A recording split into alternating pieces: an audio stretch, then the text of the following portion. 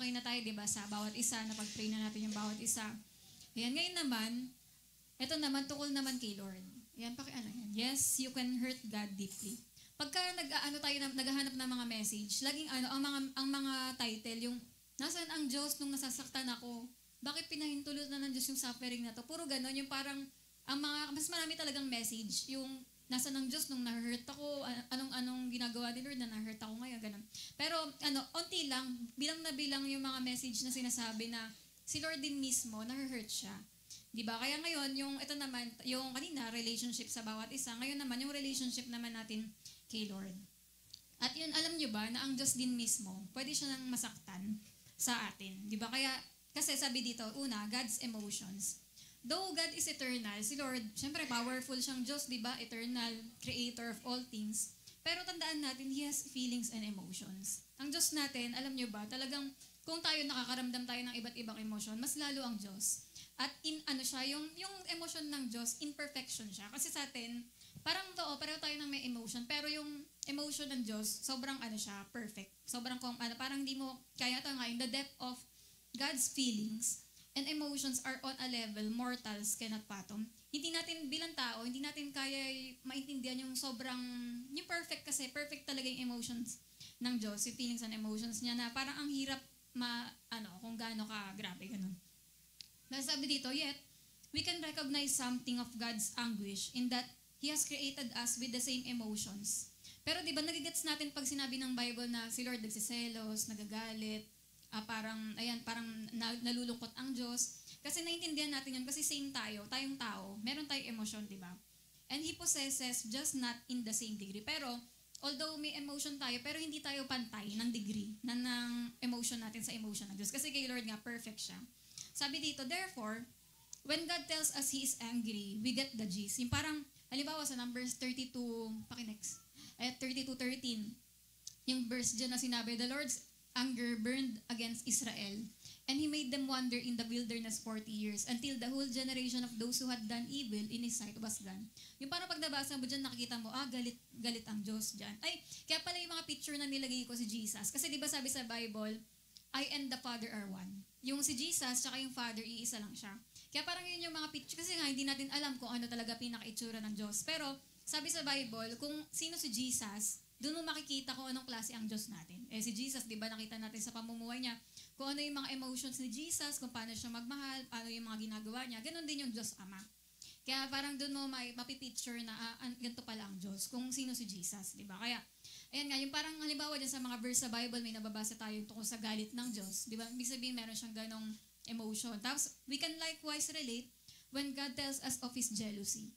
Kunwari, naramdaman nyo na rin ba yung nagselos kayo? Di ba? Pero ang sa Diyos, nararamdaman din niya, pero imperfection yung emotion.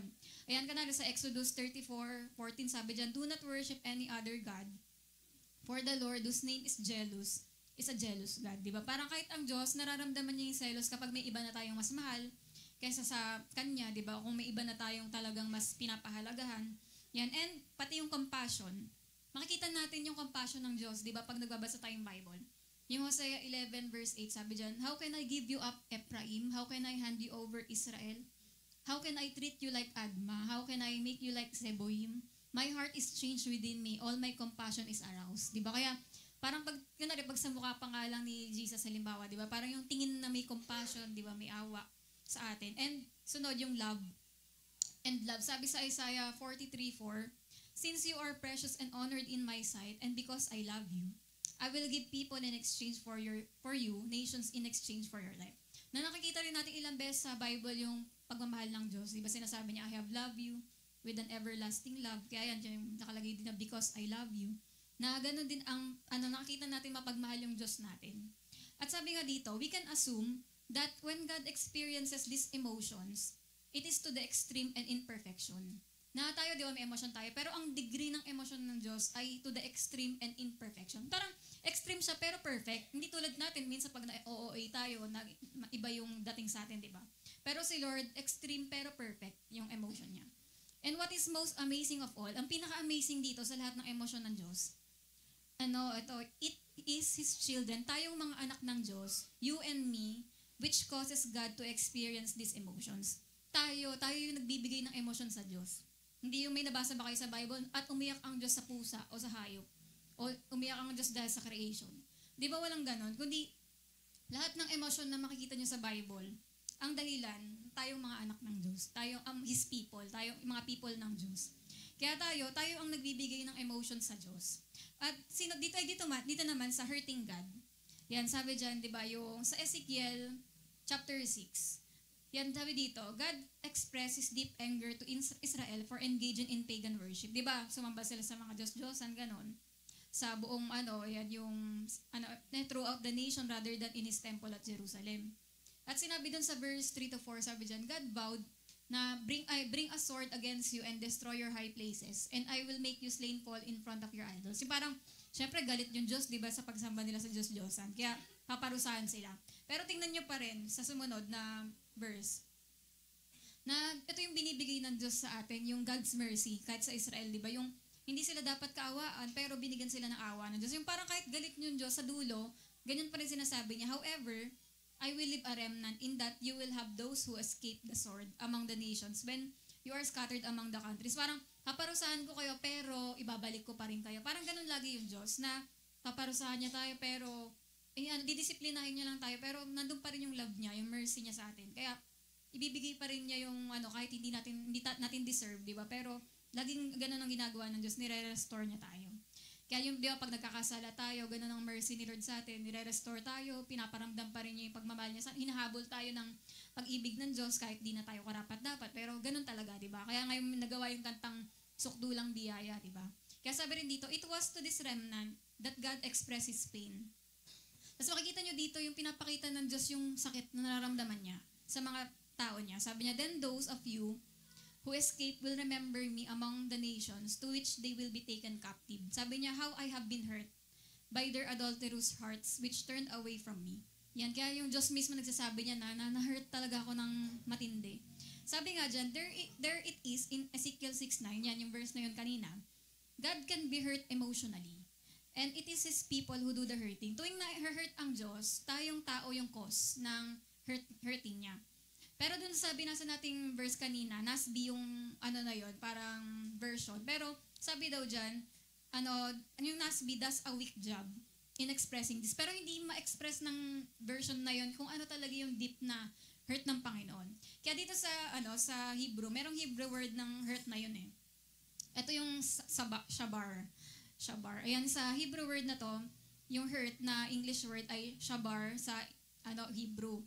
And expresses something much stronger than we think of as hurt. Na parang malalaman nyo anong klaseng hurt yon. Yan, kasi sabi, ito yung shabar. Other meaning of shabar include break, destroy, tear, crush, quench, and maim. Hindi ko alam kung alam niyo yung kanta ni Michael B. dati. Yung parang ma-express niya kung gaano kasakit. Yung kantang ginawa niya, yung sinaksak mo ang puso ko, binuhusan mo ng asido, pinakain sa aso, gano'n. Parang grabe yung parang, sinaksak mo ang puso ko. Nakakatawa kasi yung mga pag-express na, nakakatawa, pero parang pinapakita doon kung ganong niyang sinasabing, dinurog mo talaga yung puso ko, parang gano'n. Kaya, pero parang ayan din, di ba? Minsan sa atin, sa mga pain na nararamdaman natin, gumagamit tayo ng iba't ibang words, di ba? Grabe, para mo pinunit yung puso ko, para mo dinurog, inapak-apakan, parang kumbaga para ma-express mo lang kung gaano kasakit, di ba? Pero yan, yung shabar, yan yung mga maraming meaning na nung sinabi ni Lord na how I have been hurt, ibig sabihin nun na break si Lord, na destroy, na tear, na crush, quench, and maim. Di ba? Yung parang sa quench nga, meron pa parang pinatay, di ba? Parang ganun, parang nadurog talaga, yung nalumpo, yung maim. Parang gano'n. Gano'n kasakit. Yung pag nasasaktan pala natin ang Diyos tuwing nagkakasala tayo. Pero di ba ganito ang paliwanag dun eh. Yung, di ba, pag mahal mo yung tao, isipin nyo, may mahal kayong tao, kunwari kapamilya, mahal natin. Pag mahal mo yung tao na yun, di ba ayaw mo masaktan siya? Ayaw mong mapahamak siya. Tama ba? Sa lahat na marunong magmahal dito. Pag mahal mo yung tao na yun, ayaw mong masaktan siya. Gusto mo lagi siyang nasa best, di ba? Kaya parang gano'n din yung Diyos sa atin. Pero, kapag yung isang tao, gumagawa siya ng kasalanan, ibig sabihin,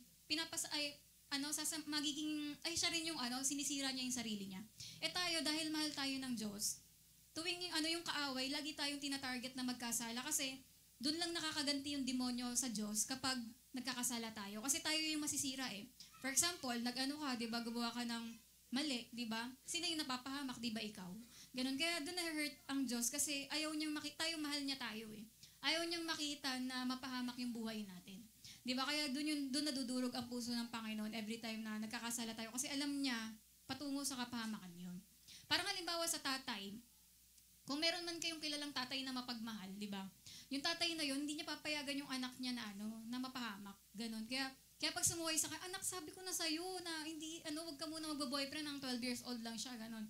Eh di, nangyari yun na nabuntis siya at iniwan siya, niloko lang siya. Di ba parang sa tatay, parang ang sakit nun, dahil anak ko yan mahal na mahal ko tong, dalaga kong anak na to. Parang ganon. Tapos yun nga, na parang, na ganon lang yung nangyari. Parang ganon din sa atin, every time na may commandment si Lord sa atin, inuutos na yun para sa ikabubuti natin. Nadurog na durog puso ng Panginoon kapag napahamak tayo, nasaktan tayo, o sinisira ng kaaway yung buhay natin sa pagtutukso sa atin sa kasalanan. Kaya ito para yung just about every other Bible version of the praise, how I have been hurt, yan. Ito pa yung ibang mga sinasabi sa ibang version. Yung I am broken with their warish heart. Yung parang yung prostitute yung war.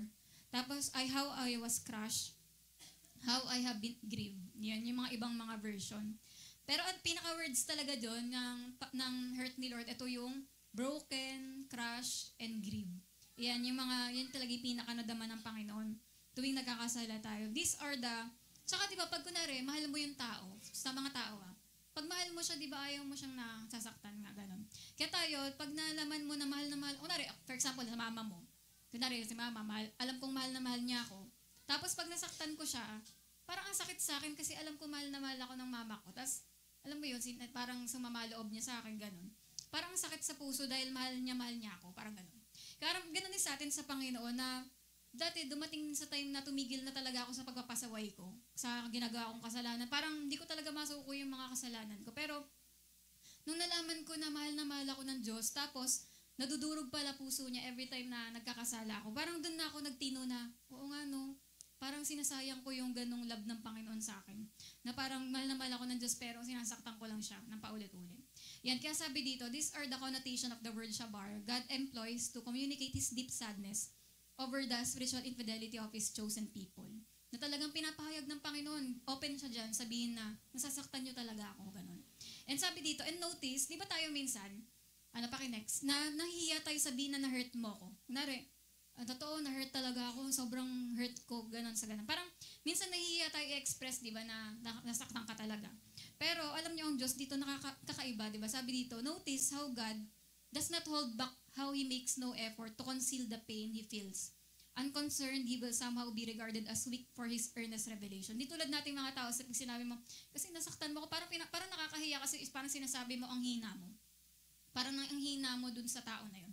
Pero alam niyo si Lord, siya iba, yung hindi siya nahihiyang sabihin sa ating mga anak niya na totoo nasaktan niyo ako ng sobra, ganun. At sinasabi talaga ni Lord sa atin yung feelings niya na na-hurt talaga ako, ganun. Kaya diba, pero ito, difficult to fathom, diba? Ang hirap isipin na tayong mga tao can steer such emotions in God. Na tayong tao lang tayo, diba? Pero ganun tayo ka-importante na tayo yung nagke-create ng emotion sa Diyos. Parang nagkakaroon siya ng ganun iba't ibang emotions dahil sa pagmamahal niyang Panginoon sa atin. Kasi talagang ganun yung love ni Lord. God so loved the world. Mahal na mahal niya talaga tayo ng deep love talaga sa bawat isa. Kaya tayo yung nagkikreate ng iba't ibang emotion sa Diyos. Di ba? Pero grabe, di ba? Parang nakaka-touch isipin nyo na tao lang tayo. Parang talagang what is man that you are mindful of Him. Parang bakit ako minahal ng Diyos? Ganito lang naman ako. Yan. Pero yun, it's difficult to comprehend how we, as His blood-purchased children, can break His heart. Parang hirap isipin, ako nakakapag-break ng puso ng Panginoon. Sabi nga din dito, we understand how our sin hurts those around us. Di ba pag nagkakasala tayo sa kapwa natin, alam natin, may epekto yun sa kapwa natin. Pero iba, but little do we discern the depth to which we are capable of hurting God. Pero hindi natin ganong naiisip, ganon na-hurt ang Diyos sa ginagawa natin. Di ba minsan pagka sumusuway talaga tayo o nagre-rebelde tayo o sinadya talaga natin gawin to, ganon. Parang ganon, hindi natin alam kasi sobrang deep ng love ni Lord sa atin. Napaka-deep din kapag nasasaktan natin siya. Yan, ganun. At sabi nga sa Genesis 1:27, di ba ito yung verse na sinabi na we are created in His image. Created tayo in His His image, pero hindi sa physical kasi iba talaga yung beauty ng Panginoon. Pero created tayo sa image of God sa part na kung ano yung meron ang Diyos, parang meron din tayo. Halimbawa, kaya natin mag-isip, makaramdam, kaya natin kumilos in a Godward manner. Ganon, parang ganon na tayo. Meron din tayong emosyon kagaya ng sa Diyos kasi nga, created tayo in His image. Kasi sabi dito, when considering this, we gain deeper insight into how God can feel such pain over how we mere mortals can break His heart by our sinful endeavors. Kaya dito parang pinaparealize sa atin, gaano ba ka-deep yung pain ng Panginoon every time na nagkakasala tayo sa Kanya. Kaya parang halimbawa itong picture na to, di ba yung lalaki, nagpapakamatay siya. Yan, parang sinasaktan niya sarili niya. Pero anong nakita niyo sa image ni Jesus? Nasasaktan din si Lord, di ba? Kasi nga, dahil mahal niya ang tao, pag may ginagawa yung tao na ikakaharm ng niyang sarili niya, ang Diyos yung nasasaktan talaga. Kaya tayo, every time na may ginagawa tayo na mga kasalanan, kasi makakapag-harm sa atin yun, yung Diyos din yung nasasaktan para sa atin. Kasi alam niya na magiging ending nun, tayo yung magsasuffer, tayo mahirapan, tayo masasaktan. Kaya same na ganun yung sakit na nararamdaman ng Panginoon kapag nagkakasala tayo. Kaya yung dito ngayon sa kantang The Hammer, kung alam niyo tong kanta ni Raybold sa The Hammer, yung sabi sa kanta, Who Nailed Him There? Sabi dito sa isang chorus dyan. Sabi niya, and I cried, Who nailed him there? This child of peace and mercy. Sabi niya, tanong niya, sino ang pumako kay Jesus dun sa krus? Who nailed him there? Come and face me like a man. Yan, who nailed him there? And the crowd began to mock. Parang pinag-anuhan daw siya ng mga tao. Parang, bakit inaano ako ng mga tao, ng crowd? Sabi, I cried, oh my God, I do not understand. Hindi ko maintindihan bakit ba kayo nakatingin sa akin. Sabi, pero then I turned and saw the hammer in my hand. Pero pagka ganun niya daw sa kamay niya, siya yung may hawak ng martilyo. Tapos yung sumunod na chorus, sabi niya doon sa dulo, I nailed him there. The child of peace and mercy. I nailed him. Doon niya na na-realize, ako pala yung pumako kay Jesus. I am the guilty man. I nailed him there with my sins and my transgressions. I cried, oh my God. Sabi niya, now I understand. Kanina, hindi niya maintindihan. Pero ngayon sabi niya, now I understand. When I turned and saw the hammer in my hand. Na ako pala, yung kasalanan ko pala yung talagang nagpako kay Jesus sa krus. Di ba? Kaya totoo naman, wala namang kasalanan talaga si Jesus. Pero dahil sa pagmamahal niya sa atin, kaya siya napako sa krus para kunin yung mga kasalanan natin. Tapos yung other rin, ito sabi nga, what does this mean to you? Ngayon, sa part mo, ano naman ngayon kung marinig mo to? Sabi, for me, I would hope to do everything I can to not contribute to God's pain. Di ba? Kung alam natin pala na ganun pala yung cause ng pain ng Panginoon, syempre, ayaw mo na mag-contribute kasi lahat ng mga tao sa mundo, ng mga hindi pa kilala si Lord, sila yung araw-araw, daily, nasasaktan yung puso ng Panginoon sa mga di ba, pagtanggi nila kay Jesus sa Panginoon. And sabi nga, I hope to be more cognizant of my behavior and regard to God. Na, di ba tayo, bilang alam natin, natanggap na natin yung pag-ibig ng Diyos, ikaw parang sa part mo, ayoko na Lord na makidagdag pa sa pain mo, ganun. Kaya ang tanong sa sarili mo, am I honoring Him? Am I living a life that glorifies Him? And am I spending enough time with Him in prayer? And am I giving Him the supreme place in my life? Di ba? Si Lord pa rin ba ay ganun mahalaga sa buhay natin? Kaya sabi nga, I know, I'll often fall short. Lahat tayo, di ba? Lahat tayo lagi nagkakasala, nagkakamali pa rin. Pero kung isa-set down natin yung isip natin o yung puso natin sa pag-iisip na hindi, ayoko nang saktan ng Panginoon. Yan. At if I set my heart to never hurting, breaking, crushing, or grieving God's emotions, perhaps I'll fail far less often. Ibig sabihin, kapag inisip mo, Lord, oo, alam ko nagkakamali pa rin ako, pero pag meron ka na desire sa puso mo na hindi ko na talagang sasadyain na saktan yung puso ng Panginoon. Kasi mas lalo ka daw less na magkakasala o less na nasasaktan si Lord kung ganun na yung yung parang iniisip mo, ayoko nang makadagdag sa mga nagpapasakit ng kalooban ng Diyos. Kaya di ba yung sa kantang Feel the Nails, di ba? Doon din yung sinabi din dito yung can you hear the crowd cry, crucify? Parang nararamdaman kaya ulit ni Lord yung pain ng pagpako sa krus. Am I causing Him pain? Then I know I've got to change. Kung yung parang realization nung kumakanta, di ba? Sabi niya na, kung ako pala yung nagkukos ng pain kay Lord, kailangan ko magbago, di ba? Kasi I just can't bear the thought of hurting Him. Na parang pag inisip mo, ako pala yung nag-hurt kay Lord, di ba? Parang ang sakit isipin na gano'n na, yung parang someone na mahal ka, tapos sinasaktan mo lang. Kaya yung sa sunod, yung do you still feel the nails every time I fail, di ba? Have I crucified you, Jesus, with my sins? Yung, tsaka ito yung parang turn around niya, di ba? Sabi niya, I'm tired of playing games. Yung parang sa atin din, tuwing nagre-repent, yung ganito talagang tamang pagre-repent. Yung masasabi mo, Lord, ayoko na, I'm tired of playing games. Parang ayoko ng pag parang alam na alam mo, inuulit-ulit mo lang yung parang panloloko kay Lord minsan sabi mo hindi mo nagagawin pero gano'n. Pero ayun talaga yung talagang repentance niya, sabi niya, I'm tired of playing games. I really want to change.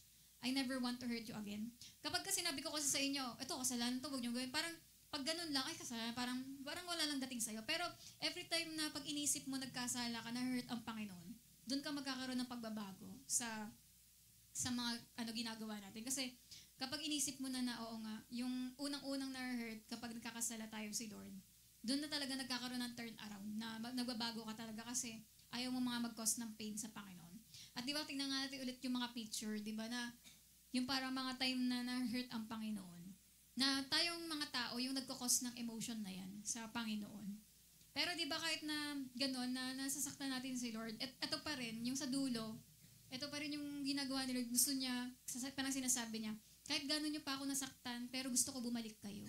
Gusto ko pa rin bumalik kayo. Kaya sabi daw, ano daw pinagkaiba ng boses ng demonyo sa boses ng Diyos?